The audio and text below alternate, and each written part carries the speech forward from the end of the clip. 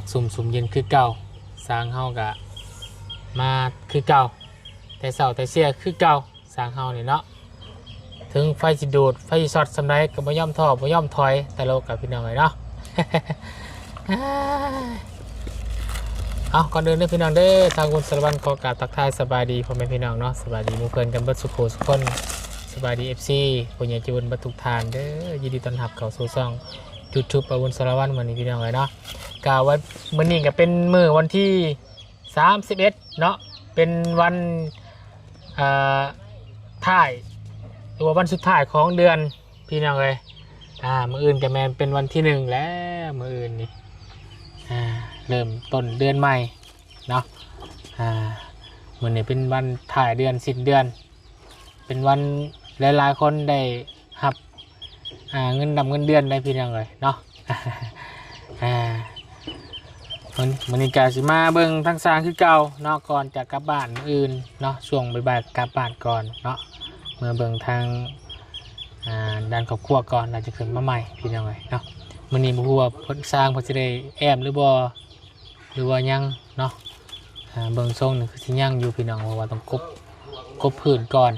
เนาะกบแป้นปูแล้วเราก็ติดตั้งคันห้องข้างในเนาะตัวกันใหญ่พี่น้องเลยไปเขาไปเบิ่งทางน้องป๊อปก่อนมันกำลังเฮ็ดหยังอยู่ส่วนน้องพรนี่โอ้สงสัยกำลังเครียดจังอยู่เด้เฉาะมิดไปเนาะฮะโดยสบายดีมันมาสิกินมีดเลยค่ะเบิดแล้วฮะอยากกินมีเบิดมีอันตัวเลยทีนี้คนละจะไงเอาไอ้ยังก็เอาใหม่บ้างฮะเอาใหม่บ้างมาลงพรเครียดยังอยากจะกินมีกินมีป่ะกินบะหมี่ได้จะเมามีชาวมิดป่ะสวัสดีอาคุณก่อนสบายดีไหมสบายดีน้องพรสบายดีค่ะสวัสดีไหมพวกก้อนประเลยช่างเงินแบบหอยพอชอบมิดนะยินตาได้ยินมือชาวมิดนะมีอันนี้เพื่อนยังให้อ๋อให้เลยเอาเงินไปซื้อไปเอาเงินไปซื้อไปซื้อมือไปมีรถน้ำบ่าวกับเบิร์ดแหละซื้อเด้อเห็นไหมใจไอ้เพื่อนก้อนเถอะให้ซื้อไปเห็นไหมถ้าสิให้โอ้มีเบิร์ดพี่น้องเลยให้แล้วเดินทางก็ต้มไข่กินมันว่าโอ้อยากกินมีอยากกินมีโอ้กำลังเครียดไปซื้อมากินเด้อห่อไทยอยู่บ้านห่อเท่าไรฮะพอน้องพรให้ละพี่น้องเลยเนาะโอ้ยมาให้เอากล่องเพ่นอยู่บนทางไหนฮะเพ่นอยู่ฮะป่ะห่อเท่าไรนะบ่าวเอาเงิน50,000พอป่ะพอเนาะไปซื้อมากินได้ไหมผมหมอน้ำห่อนต้มไว้ไปซื้อกินไปซื้อใช้หั่นเลยดูนอกบอกหั่นเวียดพูดบอกดูไหมนี่กินบ่ขนมเนี่ยขนมก็มีนะ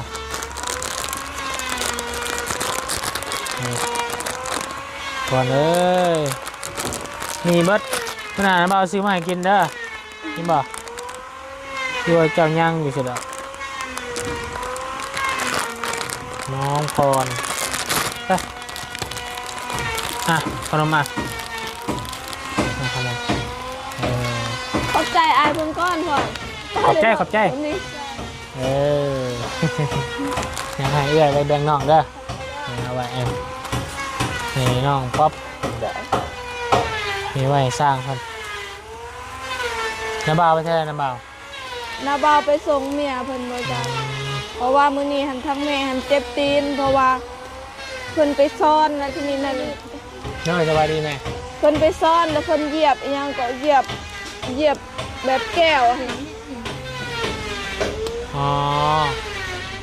เหยียบแก้วป่ะระวังเลยเนาะแก้วลายเหยียบมีนาบาเราก็เหยียบป่ะมีนาบาเราก็เหยียบป่ะแม่เมียนาบาหันไปเสียหญ้าเหยียบแก้วนี่ว่าเขาเลือกลายเนาะ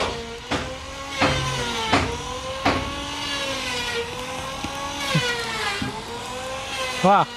เช่าชอแล้วบ่ชอไปชอมิดเอื้อยบ่ฮะชอมิดเอซีบ่นะ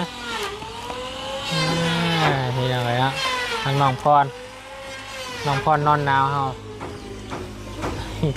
อยากกินต้มหมี่จะมีเบิดพี่น้องไงเนาะ นั่นซีออนปีสิไปหา ต้นนี้ไว้ให้ทั้งน้าบ่าวก็ได้น้าบ่าว ไปเด้อ น้าบ่าวตัวนี้ไปให้สร้างเด้อ ดอนโกะนะไปหาสร้างกัน ซื้อมีแล้วพอเด้อ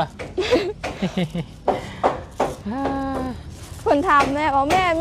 มีไซเบิร์ดแม่คนบอกว่าเบิร์ดแล้วกูเบิร์ดไว้แท้เคยกินแค่ซองเดียวเพิ่นบอก เนาะ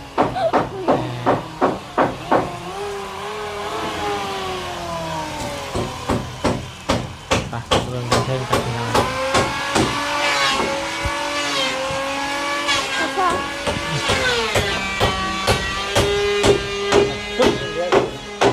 ใจเด้อโอ้ปู วาดีซ่ากินข้าวแล้วเนาะ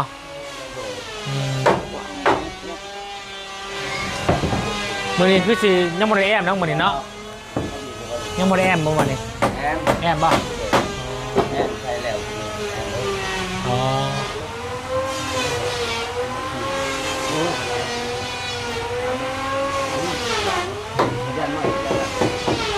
มื้อนี้ถือว่าทำการแอมเลยพี่น้องเอ้ยโชว์แผ่นใหม่ชลาน้องป๊อปแล้วมื้อนี้ให้โชว์แผ่นชลาแล้วเป็นเรื่องนี้พี่น้องเอ้ย ช่วงชนะแล้วยังเหลืออาจจะคิดเพิ่งกันยังเหลือสิประมาณ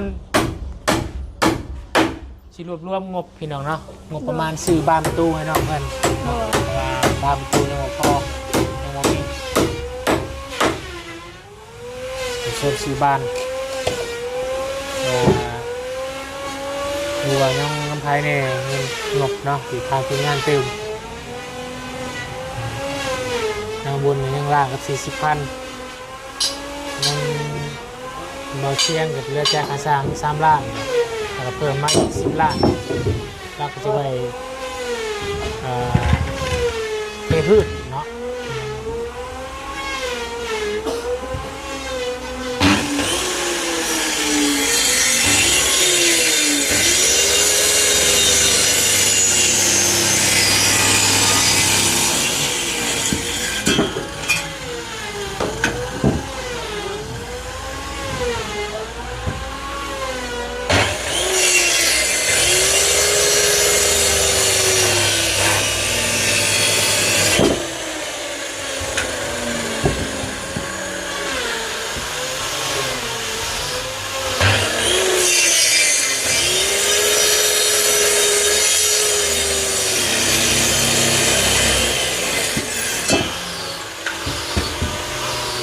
ว่าเฮ็ดเรือนสมือนี่สบายเนาะคือสมัยเมื่อกี้เนาะพอเนาะมันซีแล้วเลยกี่ เอาเรื่อยเหรอ เมื่อย ไอ้กบเมื่อยแล้วสมัยเมื่อกี้มือแล้วตะกี้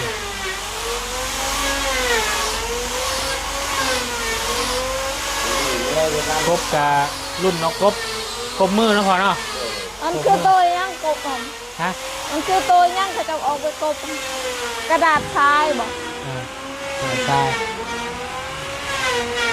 กบมือโอ้ยซิวตอกซิวมือแล้วตอก เด้อ เจ้าเสียงนี่แล้วมันของง่าย เด้อ บอกปะ บ่ออกแล้ว ออกกันเนาะ มื้อนี้บ่ออก ตัวเราต้องการ แล้วบ่นึง ตัวเรา เลย ออกปะ บ่ออกแล้ว หัวปวกออกระบอกปวกแดง ก็บ่เห็นคนที่เลื่อยออกมาเลยเด้ก็คือที่คนที่ตายแล้ว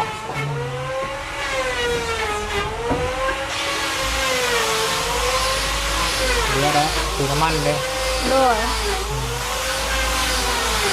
นะมือนี้ก็ได้แอมเพื่อนอะไรพี่น้องเว้ย เลย ในการมันกินตัวนี้แอมมันสุดเลย ตัวนี้นะ แอมจำเลย ถ้าแอมบ่จ้ำกับคนก็สามารถต่อห้องได้เลย อ๋อ นะบอกกับป้าและซ้ำนี่เนี่ยคนก็ปีนห้องได้ โดย เวลาเจ้าไปอยู่เลย แม่ หรือยันจะเอาเครื่องเอาของไว้ในว่าจะล็อกห้องล็อกเครื่องไว้กับล็อกตรงนี้ โดย ปิดมันแจบเลย โดย เอาแอมเบิดฟ้าจะฟงนี่คนก็สามารถปีนได้ แม่โดย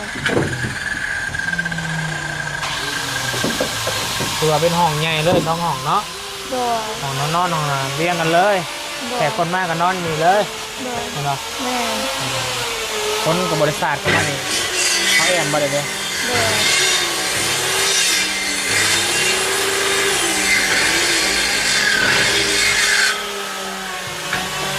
ตัวพ่วงเนาะ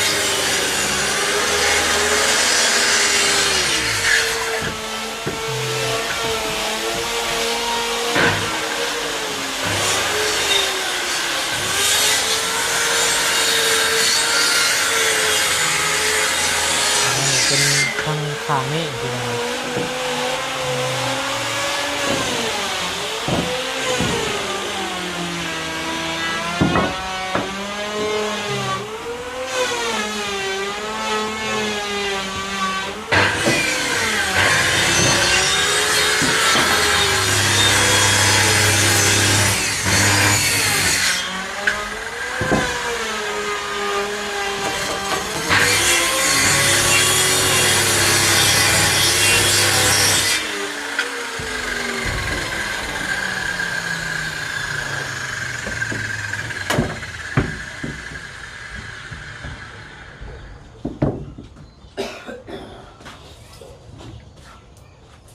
เห็นเป็นถูกเป็นหางแล้ว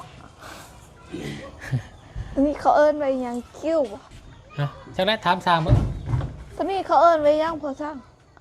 lệ vuốt nữa กบ ว่าอาจารย์เราบอกว่าเป็นคิ้วเขาจะใส่คิ้วแล้วหัน คิว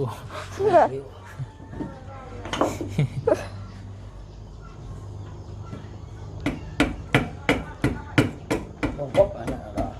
วงกบ อาจารย์เราบอกว่าคิ้วเขาจะใส่คิ้ว ใส่คิว เนี่ยมันบอกว่าเฮ็ดบอลตาเขานี่เขาก็ยังมี คิวมัน เนี่ย อืม anh ấy bùa anh ấy bò Đúng rồi. anh bùa man anh ấy bùa anh ấy อ่า anh ấy này บอกแม่นแล้วตรงนี้มีแล้ว cái này rồi เล่นบัวเสาลุมก็ให้สร้างเป็นเรียนบัวให้เนาะ ด้วย ตีนตัวพวกเสาเป็นเหลี่ยมเรียนมันมีงาม ด้วย เป็นบัวมัน เปิดทั้งนอก งานเปิดทางนอกประตูใหญ่เนี่ยเปิดทางในเขาไปทางใน ด้วย เวลาเขาเปิดทางนอกมันเกะ เอก ะ อ เลย แล้ว แขกคนมา แบบ มันก็ เขาปูแป้นนี่เรือ3 อันนั้นบ่พอสั่งโปะไม่แป้นนี่ เรือเขาจะเอาไปเฮ็ดเตียงอีกเด้อ แม่นดีแล้วเป็นเรือนดีกว่าพ่อเรือว่าเห็ดเตียง ด้วย เป็นยังเตียง เฮ็ดเตียงนั่งอีก งานละ ฝาไปอยู่รูม เตียงนั่งรุมตารางเลย ด้วย ไปนั่งเย็น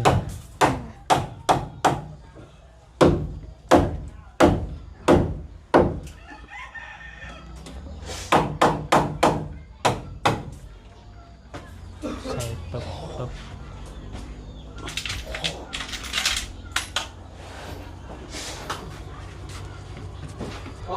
หืมน่ากันรอ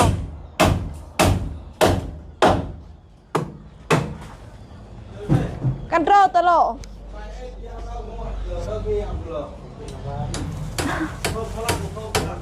เพิ่มพลังอ เอาตลอดฮับไหม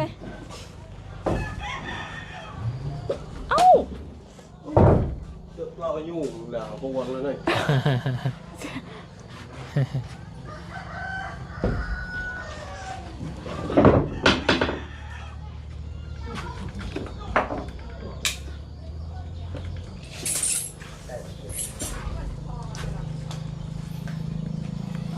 อืม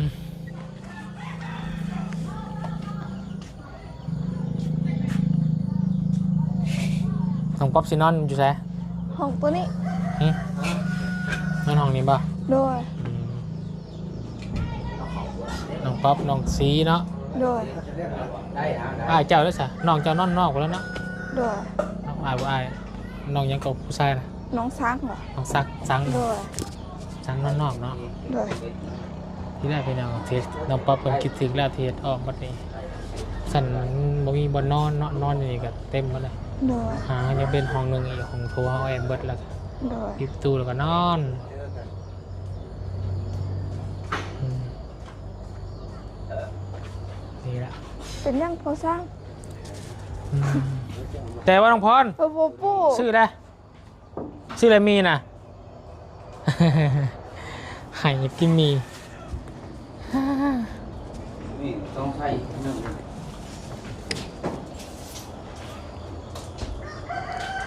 ไปใส่น้องป๊อปลงตรุมตารางก่อนไป โดย อาจารย์กำลังเรียกคาดว่าช่วงบ่ายๆน่าจะได้แอมเนาะ โดย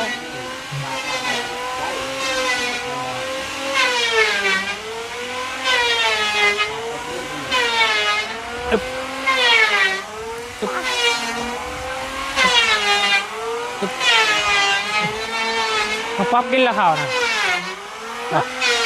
กินละข่าว ยังก่อน จะโดนเลย ยังข้ากระต้มไข่เมื่อกี้นี้ กินข้าวไข่วะ โดย นะจะมาอัปเดตให้พี่น้องเบิ่งตอนเช้าเด้อมื้อนี้พี่น้องเด้อเนาะทางเพิ่นจะมื้อนี้น่าจะได้แอมบ่ฮู้ว่าสิได้แอมจักโมงเนาะ โดย อ่าเดี๋ยวอยากเห็นเด้อพี่น้องอยากเห็นแผ่นแรกของการแอมเพื่อนน้องป๊อปเด้เนาะ โดย อยากมาเห็นเป็นคนแรกเด้เนาะตอนท้าน้องถ้าไม่ฉลาดน้องป๊อปหลังจากได้ขึ้นไปอยากเห็นแผ่นแรกเลยพี่จะได้เห็นนี่เนาะ โดย ทางกรมโทรบอกแล้วกันเด้อ โดย ไอ้ช่างคนแอมซีแอมพายเด้อ โดย โทรบอกไงเด้อ โดย จะได้มาเบิ่งพี่น้องแล้วเนาะโอ้ยดีสวยงามพี่น้องเลย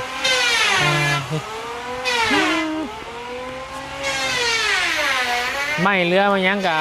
ตัวใดพอเห็ดโตเห็ดตังนั่งกับเอาไว้เห็ดอยู่แล้วเนาะ โดยสิเฮ็ดโต๊ะเฮ็ดตั้งโต๊ะลุ่มนี่โต๊ะยาวๆอันสิเฮ็ดเป็นเตียงใหญ่เอาไว้นั่งอยู่ตารางก็ได้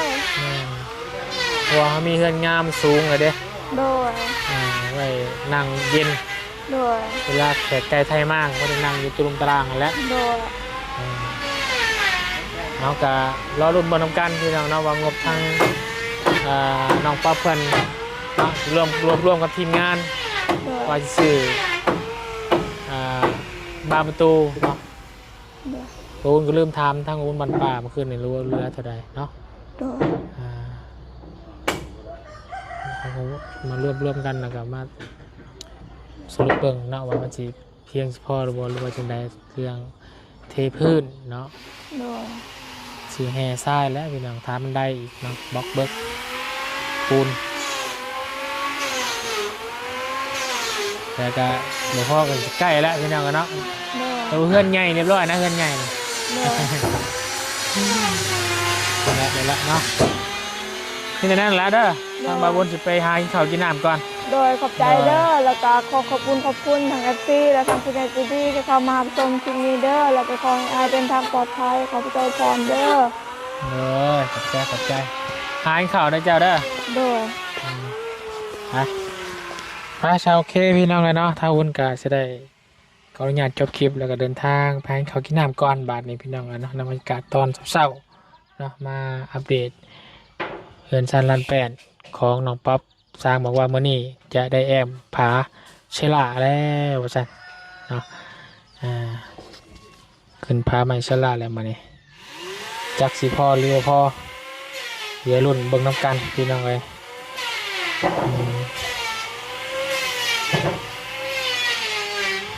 เพราะว่าแอมเบิดเนาะตามเบิ่งในวงคลิปนี่น่าจะบ่พอ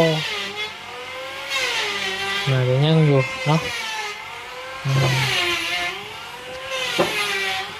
ไปรุ่นบรรณกันได้พี่น้องเด้อเนาะขอบคุณในไลน์ขอบคุณในไลน์ที่เขามาหับชมติดตามกันเป็นกำลังใจและคอมเมนต์สั่งสรรค์มาตลอดเด้อเนาะคลิปนี้ทางวนไปแล้วขอกล่าวคำว่า สบายดีและสวัสดีเด้อพี่น้องเด้อบัดสุโขสุกคนสบายดี